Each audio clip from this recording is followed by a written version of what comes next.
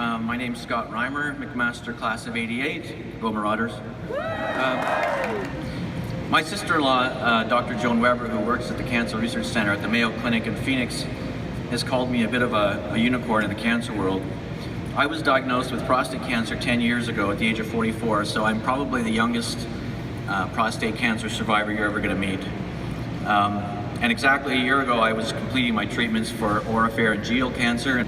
My first experience with cancer was actually in 2003 when my wife Brenda was diagnosed with stage 3 breast cancer, positive in 5 lymph nodes. And she is here with me today, and we just celebrated our 25th wedding anniversary. So my most recent experience with cancer started in December 2017. Just before Christmas, I felt a large lump in my neck. My sister-in-law told me that it couldn't be cancer because no one gets diagnosed with 2 completely unrelated cancers before their 53rd birthday, but I did. I had my biopsy just before Christmas, but I wouldn't receive the results until the new year, so there was a lot of uncertainty. I received the results of my biopsy on January 3rd.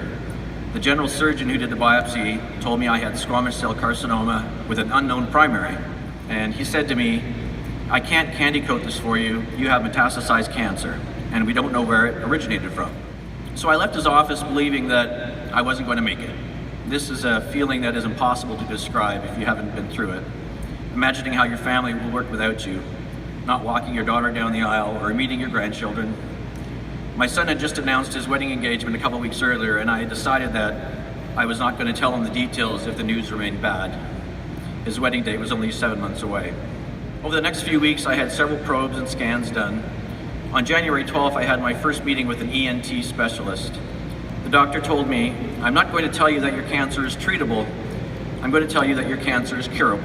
My brand of cancer had a P16 marker, which means that it had a viral cause. The same exact cancer without that particular marker has a very different result. He did, however, tell me that the surgeries and treatment were not going to be pleasant. Surgery was then canceled to remove my tonsils, where they ultimately found the primary cancer. It had spread to the lymph nodes in my neck. The recovery from this surgery was extremely painful. I learned that having your tonsils removed as an adult is a very different process than as a child. I went through some very unpleasant treatment I had 7 weeks of daily radiation, and I had 3 rounds of chemo. The side effects were brutal: constant mouth sores, inability to swallow and produce saliva.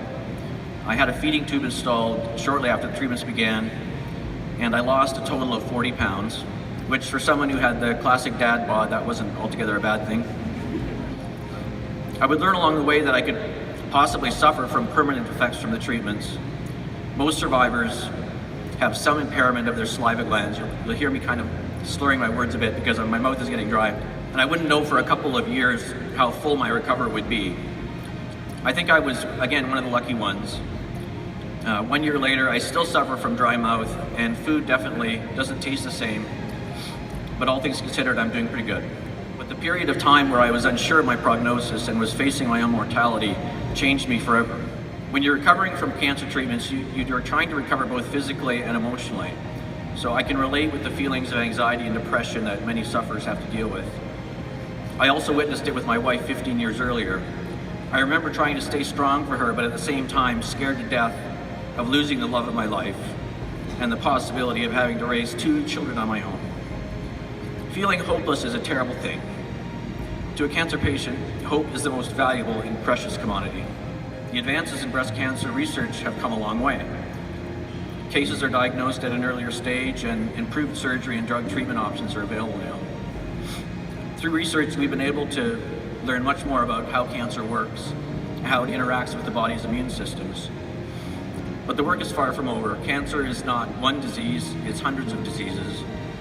For example, oropharyngeal cancer, they know that the treatments are seeing success, but the experts believe that we are actually being overtreated, that the survivors are suffering from acute toxicity, and as mentioned, many suffer from life-altering side effects.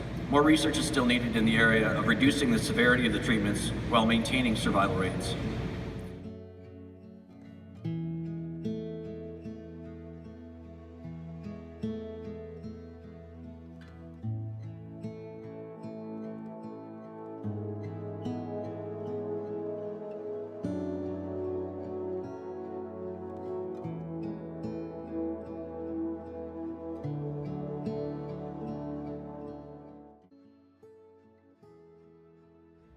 Did you ever have a doctor prescribe or discuss physical activity or nutrition following your cancer treatments?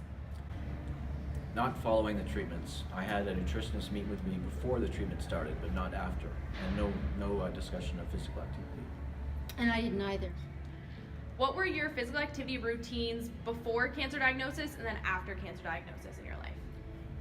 Before I was on the treadmill a few times a week. I'd been doing that about a year before I was diagnosed.